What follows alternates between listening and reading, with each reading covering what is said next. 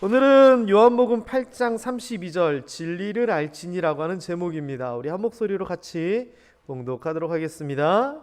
진리를 알지니 진리가 너희를 자유롭게 하리라. 아멘. 이 말씀 지난주 주일 예배 때 오셨던 분들, 11시 예배 오셨던 분들은 내가 제일 좋아하는 말씀 뽑기 통해서 우리 신태락 장로님의 말씀으로 뽑았다는 거 아실 겁니다. 근데 제가 지난주에 이 말씀을 뽑으면서 사실은 깜짝 놀랐습니다. 왜냐하면 장로님께서 그 좋아하는 이유를 이렇게 적어 놓으셨는데 제가 혹시나 잊어버릴까봐 그걸 사진으로 찍어가지고 이번 주에 계속 좀 봤습니다. 그래서 이 요한복음 8장 32절을 통해서 이제 말씀을 전하려고 하면서 이 장로님이 정리해 놓은 거를 보면서 야, 참 신태락 장로님께서 평소에 말씀을 깊이 묵상하시는구나 깨달을 수 있었습니다. 왜 이 말씀을 좋아하느냐, 그 이유를 이렇게 적어 놓으셨습니다. 진리 안에 예수 그리스도가 있기 때문에, 진리가 예수 안에 있기 때문에. 똑같은 얘기잖아요.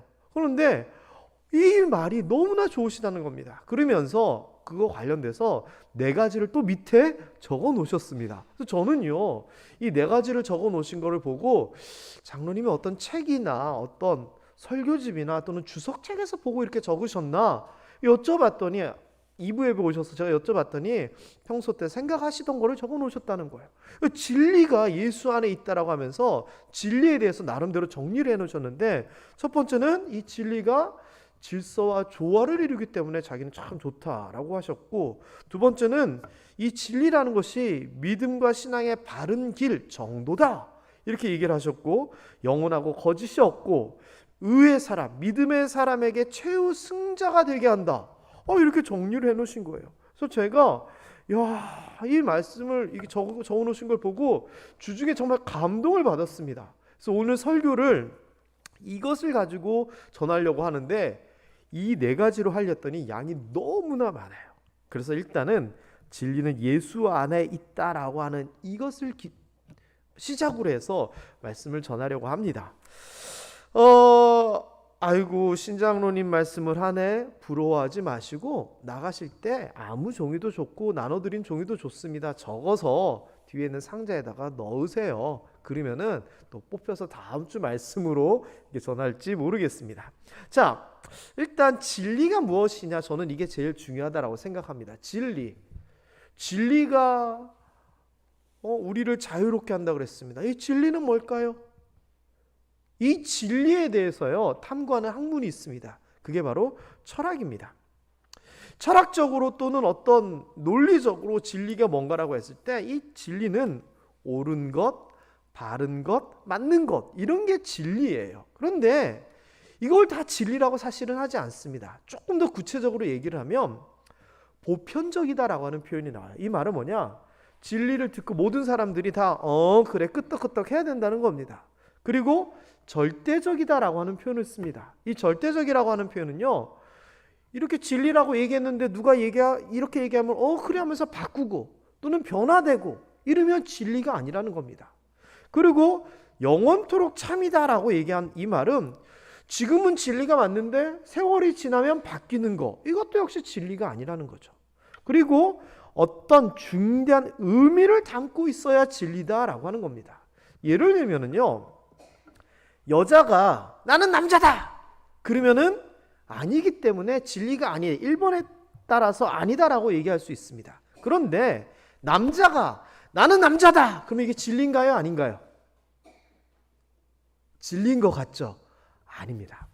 첫 번째, 넓은 의미로서는 진리가 맞는 것 같지만 보편적이고 절대적으로 영원토록 참이다라고 하는 의미와 더불어 중대한 의미가 있는 거, 제가 남자인 게 무슨 중대한 의미가 있고 그게 뭐 영원하고 아니잖아요. 이런 거는 진리라고 얘기하는 것이 아니라 사실, 요즘 영어로 팩트라고 하는 그 팩트일 뿐입니다. 그런데 이런 팩트, 사실 중에서 정말 큰 의미가 있고 변하지 아니하는 것들을 우리는 진리다라고 얘기를 합니다. 이 진리는요, 그리스 시대부터 진리가 무엇인가를 탐구하기 시작했습니다. 그래서 그리스 철학이 굉장히 처음 시작됐고 많이 발전되었는데 이때부터 진리는 무엇인가를 찾아봤어요. 우리가 잘 알고 있는 아리스토텔레스라고 하는 사람이 진리가 무엇이고 우리의 시작은 무엇이고 만물의 근원이 무엇인가 여기에 관심이 많았던 사람입니다. 이 아리스토텔레스와 마찬가지로 탈레스라고 하는 사람은 모든 것의 근본이 물이다라고 얘기를 했고요. 아낙시메네스라는 사람은 아니다. 공기가 우리 세상의 근본이다라고 얘기를 합니다. 그리고 헤라클레이토스라고 하는 사람은 무슨 소리냐, 불이 있어야지 진짜다라고 하면서 불을 만물의 근원이다라고 얘기했습니다. 이런 게 뭡니까? 여러 철학자들이 우리 삶의 근본, 근원, 진리, 진실을 찾고자 많은 토론과 많은 싸움을 해왔다는 겁니다. 이게 이제 더 나아가서 플라톤 시대에는 뭐라고 얘기를 했냐면은 아니야. 우리가 바라보는 이 세상은 그림자와 같은 거야. 그러면서 진짜 진리가 있는데 그게 이데아라고 하는 거야 라고 하면서 이데아 사상, 낙원, 유토피아 이런 거랑 비슷한 우리가 알 수 없고 경험하지 못하고 어렴풋이만 알 수 있는 이데아라고 하는 게 진짜 있고 우리는 기껏해야 그 그림자만 보는 거야 라고 하는 것을 동굴 비유라고 하는 아주 유명한 철학적 비유를 통해서 이야기하기도 했습니다. 뭐 이게 무슨 의미입니까? 옛날 사람들도 우리 삶의 어떤 진리, 진실을 탐구하기 위해서 굉장히 노력을 했다라고 하는 겁니다. 그래서 이 철학이요, 이제 쭉 발전을 하다가 이 그리스 철학을 중심으로 해가지고 중세 시대에는 이 철학이 교회 안으로 들어오게 됩니다. 왜냐? 중세는 교회의 시대였거든요. 그래서 이 세상이 어땠느냐, 출발이 어땠느냐 이런 관심이 어떤 관심으로 바뀌었냐면은 교회이다 보니까 시작, 만물의 근원은 하나님이다라고 딱 시작을 하기 때문에 뭐 물이다 불이다 이런 생각 말고 하나님이다라고 출발을 하면서 그럼 하나님은 어떤 분이고 하나님은 어떻게 하시고 이런 것들을 아주 심각하게 연구하기 시작했습니다. 그래서 이 철학적인 방법을 가지고 신학의 어떤 틀을 만들면서 논리를 가지고 성경을 얘기하고 증명을 해가지고 이야기를 확실하게 하고 어떤 명제 딱 정해진 문장을 가지고 정리를 하는 이런 것들이 성경 연구 교회 내에서 자리를 잡게 되었습니다. 그래서 중세시대에는 하나님이 어떤 분이냐가 그 철학의 중심이었고 그것이 진리탐구의 아주 중요한 제목이었죠. 그러다가 르네상스 인문주의라고 하는 그러한 문화혁명을 겪으면서 하나님에게로 관심을 가졌던 철학의 주제가 사람, 나에게로 바뀌기 시작합니다. 데카르트라고 하는 프랑스의 철학자가 우리가 잘 아는 얘기를 했죠. 나는 생각한다. 고로 나는 존재한다. 이게 뭡니까? 나는 누군가? 나는 뭐 하는 사람인가? 나의 존재는 어떤가? 이러한 고민을 하다 보니 다른 건 몰라도 내가 생각을 하고 있는 걸로 봐서는 내가 존재하는 것은 확실하구나. 이런 말을 이야기한 거예요. 그래서요, 현대의 철학은 많은 다양한 그것이 있지만 나와 나를 둘러싼 주변에 대해서 진리, 진실을 탐구하는 것이 철학의 주된 과제가 되었습니다. 여러분, 성경에서도요 이러한 진리를 아주 추구했던 사람이 나옵니다. 제가 1부 예배 때 2부 예배 때 퀴즈로 냈더니 아무도 못 맞췄습니다. 저도 사실은 이거를 보고서 알았지 그냥 이렇게 문제를 냈으면 못 맞췄을 것 같아요. 진리가 무엇이냐? 진리가 무엇입니까? 물어봤던 사람이 있습니다. 성경에서. 누구였을까요? 1부, 2부 나오셨던 분 빼고 아시는 분 혹시 있으세요? 이봉근 집사님 정말 의외였죠. 저도 정말 의외였습니다. 진리가 무엇이냐? 예수님에게 물어본 사람이 있습니다. 누굴까요? 네, 손 드신 건가요?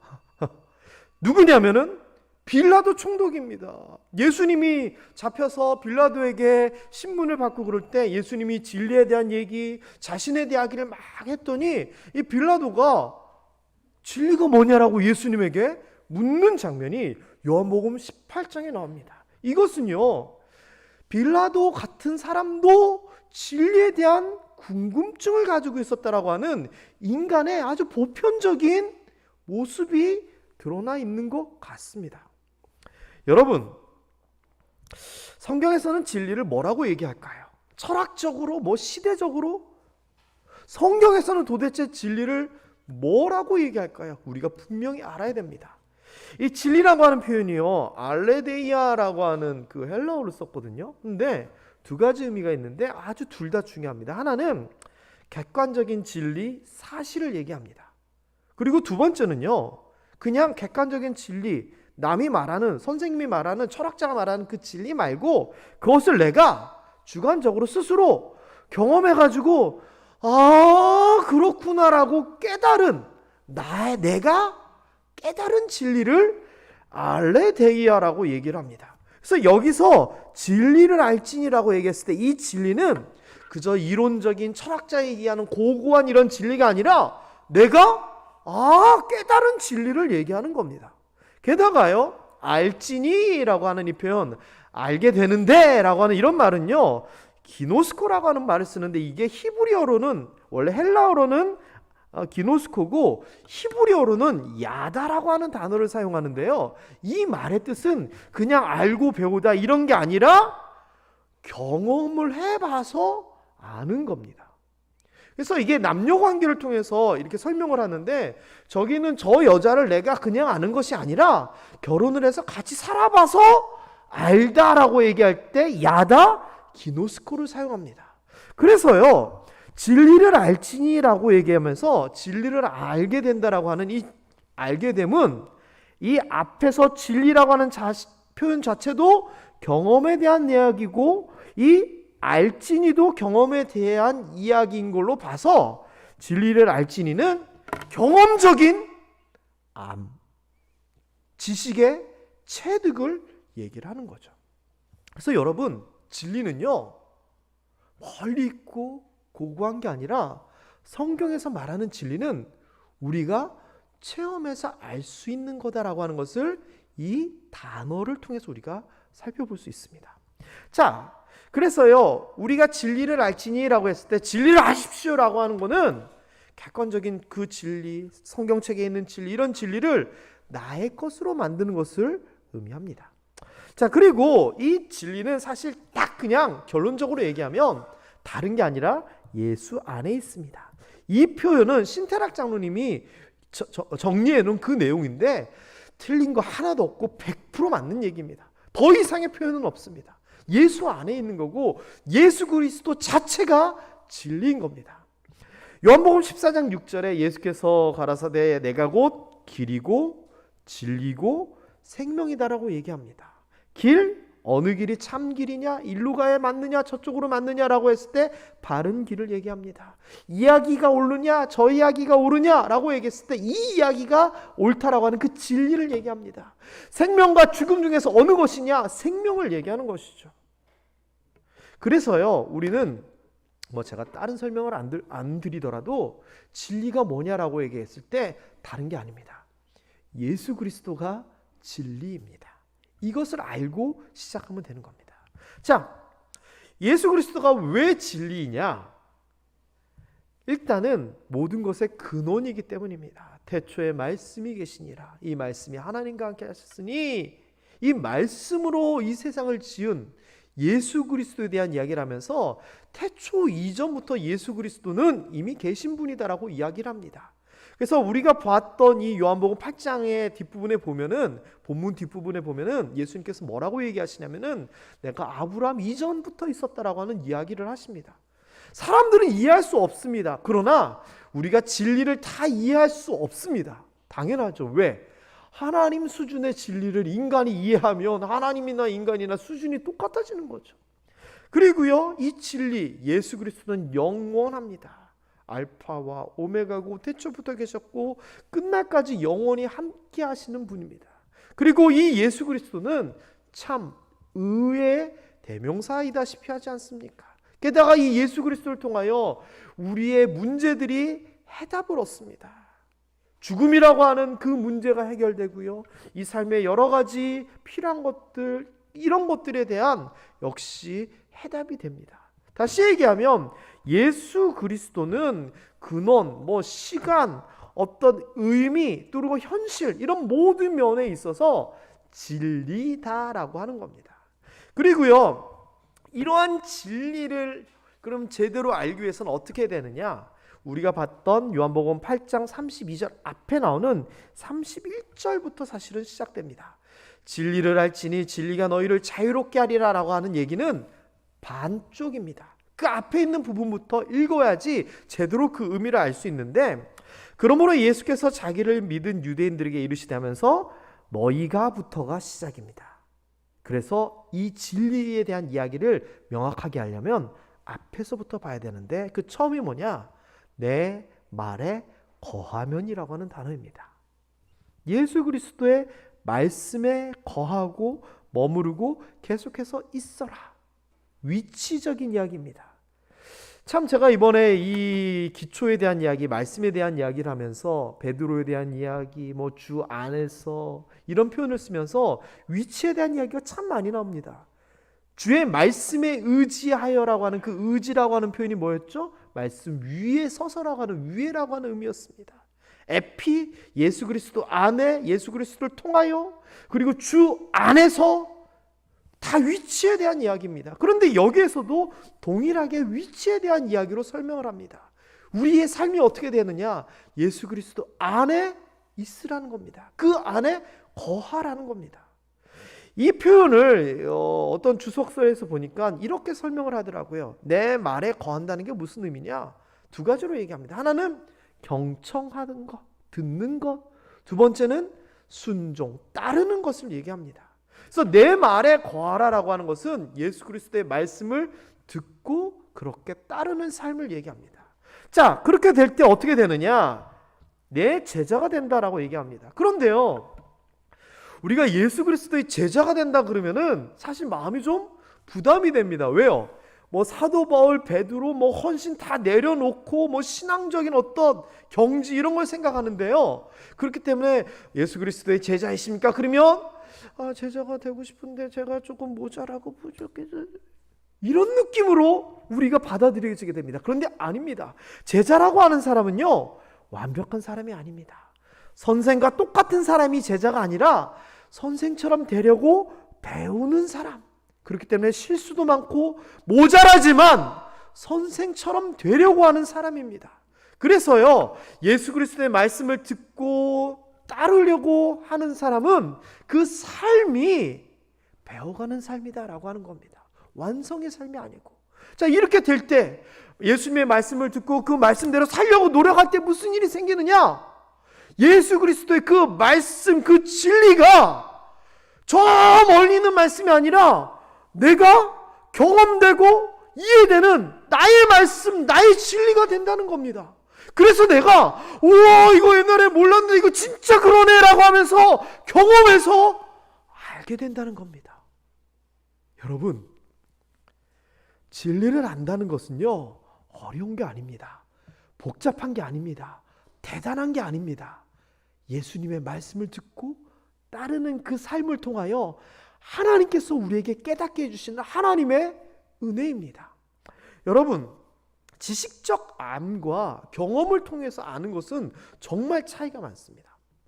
제가 34살에 결혼하기 전까지 20살 때부터 기숙사 생활을 하면서 혼자 밥을 얼마나 많이 먹었겠습니까?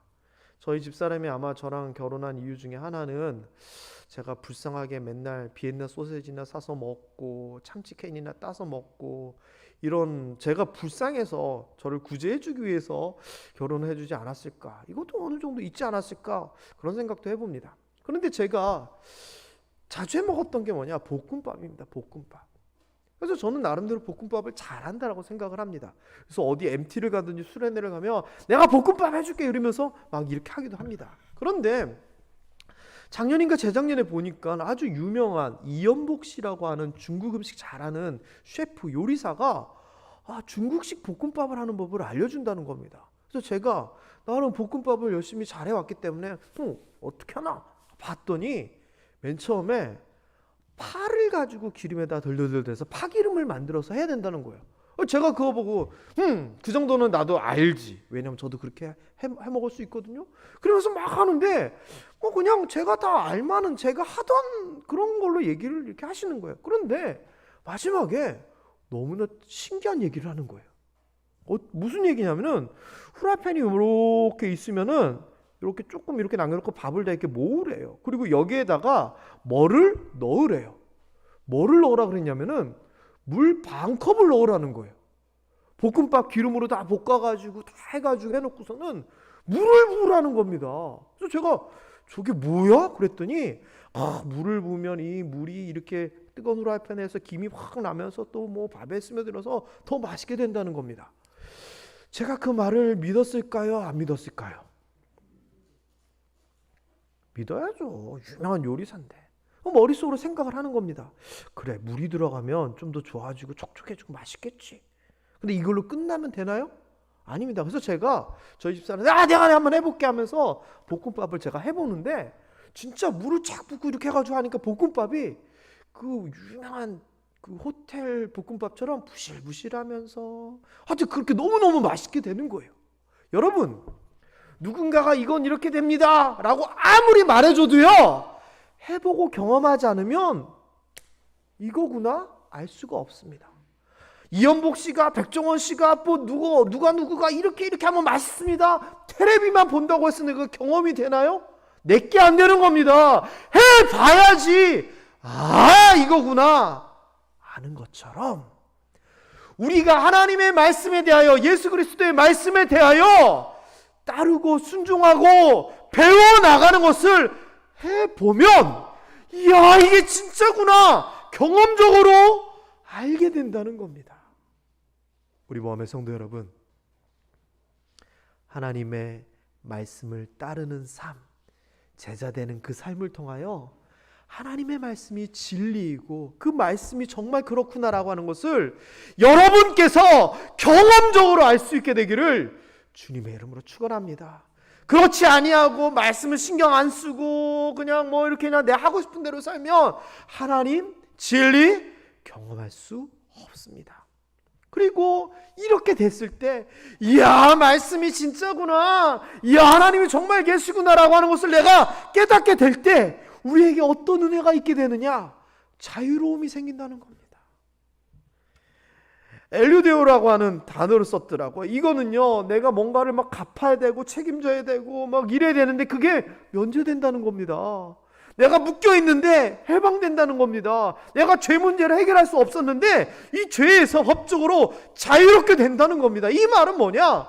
내가 감당할 수 없었고 내가 해결할 수 없었던 내 문제에 대하여 우리가 하나님을 알고 그 말씀을 따라 살아가게 되면서 그 진리를 깨닫게 되면 하나님께서 그 말씀을 통하여 그 경험을 통하여 우리 삶에 내가 해결할 수 없었던 문제들로 하여금 우리를 자유롭게 해주신다는 겁니다. 여러분, 이 얼마나 좋은 말씀입니까? 우리를 묶어두고 있는 많은 문제들이 예수 그리스도, 진리 되신 예수 그리스도를 통하여 해결된다는 그 말씀, 진리가 너희를 자유케 하리라, 그 말씀 얼마나 좋은 말씀입니까? 이 말씀이 성경에 그저 있는 말씀, 신태락 장로님이 좋아하는 그 말씀이 아니라 여러분의 말씀 되기를 주님의 이름으로 축원합니다. 여러분이 이렇게 돼야 됩니다. 예수 그리스도를 알을 통하여서, 그 진리를 통하여서 여러분이 자유함을 얻어야 됩니다. 이 자유함은요, 우리 인간의 근본적인 문제를 해결해 주는 겁니다. 성경의 스토리가 뭡니까? 아주 간단하게 얘기하면 이렇습니다. 인간이 죄를 지어서 하나님으로부터 멀어졌다. 그래서 예수님을 통하여 함께 할 수 있는 방법을 우리에게 제시해 주셨고, 결국 나중에 하나님의 나라에서 우리가 함께 할 것이다가 성경의 전체 내용 아닙니까? 성경의 가장 핵심의 내용은 하나님과 함께 할 수 없었던 인간이 예수 그리스도로 말미암아 함께 할 수 있게 되었다가 성경의 핵심 내용입니다. 그 핵심 내용 중에 가장 중요한 게 뭡니까? 예수 그리스도로 말미암아 하나님께로 갈 수밖에 없다. 그러기에 예수 그리스도가 길이 되고 진리가 되고 생명이 되는 겁니다. 가장 근본적인 문제를 진리 되신 예수 그리스도를 통하여 해결할 수 있습니다. 게다가 우리 삶의 문제에 있어서 우리의 질고는 질병이라고 하는 의미입니다. 우리가 당하는 슬픔, 속상함, 억울함, 그리고 우리가 가지고 있는 연약함, 그리고 우리의 더러운 죄악에 대한 문제도 우리는 해결할 수 없지만 예수 그리스도로 말미암아 그에게 담당시킴으로 해결받는다는 겁니다.